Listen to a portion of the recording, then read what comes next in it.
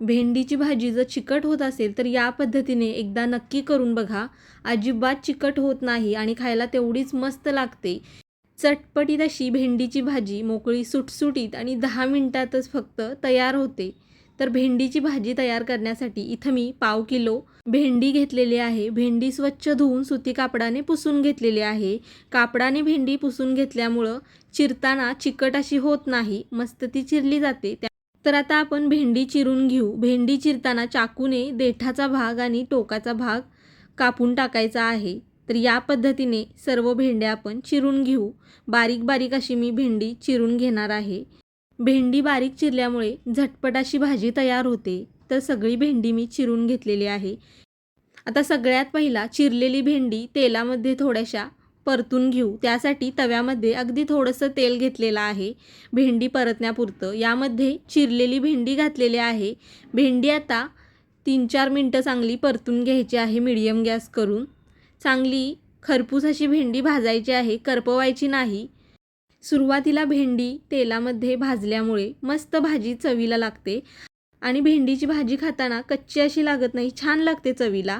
तर बघू शकताय मस्त खरपूस अशी भेंडी मी तव्यावरती भाजून घेतलेली आहे. ताटामध्ये आता काढून घेऊ आणि या तव्यामध्ये आपण भाजी फोडणीला घालू. त्यासाठी कांदा परतेल इतपत थोडंसं तेल घेतलेलं आहे. तेल गरम झाल्यानंतर यामध्ये आता थोडी मोहरी, थोडं जिरं घालू. जिरं मोहरी चांगली तडतडलेली आहे.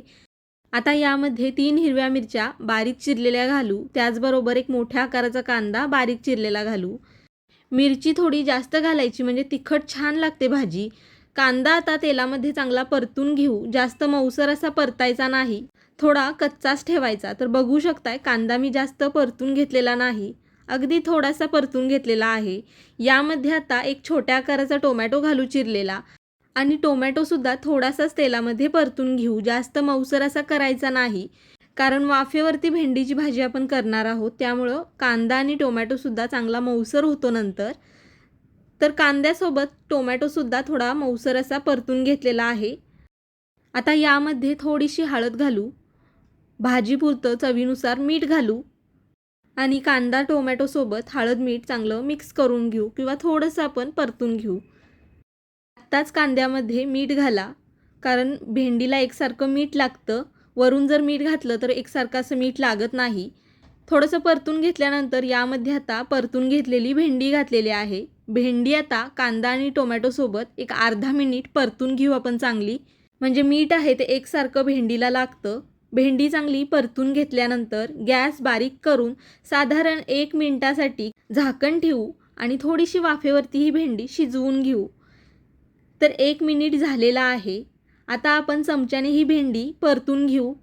जर कढई किंवा तवा पातळ असेल तर अधूनमधून भेंडी चमच्याने परतून घ्यायची, म्हणजे लागत नाही कढईला किंवा तव्याला भेंडी किंवा करपत नाही. थोडीशी मिक्स करून घेतल्यानंतर पुन्हा यावरती मी झाकण ठेवलेलं आहे 1 मिनिटासाठी, म्हणजे भेंडी चांगली मऊसर अशी होते. तर साधारण 1 मिनिट झालेला आहे. मस्त भेंडी अशी मऊसर झालेली आहे. सुरुवातीला भेंडी तव्यावरती परतून घेतल्यामुळे जास्त वेळ लागत नाही या भाजीला. त्या भाजीमध्ये आता मी शेंगदाण्याचा कूट घालणार आहे. तुम्हाला जर आवडत नसेल तर तुम्ही अशीसुद्धा ही भाजी भाकरी चपातीसोबत खाऊ शकता, मस्तच लागते. पण भाजलेल्या शेंगदाण्याचा कूट घातल्यानंतर मस्त भाजी लागते. त्यासाठी इथं मी 1.5 चमचा भाजलेल्या शेंगदाण्याचा कूट घातलेला आहे. थोडीशी बारीक चिरलेली कोथिंबीर घातलेली आहे. आता शेंगदाण्याचा कूट आणि कोथिंबीर भेंडीमध्ये मिक्स करून घेऊ. मस्त मोकळी सुटसुटीत अशी भाजी तयार झालेली आहे. अजिबात चिकट अशी झालेली नाही. शेंगदाण्याचा कूट मिक्स केल्यानंतर गॅस बंद केलेला आहे. भेंडीसोबत कांदा आणि टोमॅटोसुद्धा चांगला मऊसर झालेला आहे, त्यामुळे सुरुवातीला जास्त परतू नका. चटपटीत अशी ही भेंडीची भाजी चपाती भाकरीसोबत खायला एक नंबर अशी लागते. न आवडणारे सुद्धा आवडीने खातील, इतकी चवीला भारी होते. तर आवडली तर या पद्धतीने एकदा नक्की करून बघा. व्हिडिओ आवडला तर लाईक करा, शेअर करा. चॅनलला सबस्क्राईब केलं नसेल तर सबस्क्राईब नक्की करा. धन्यवाद.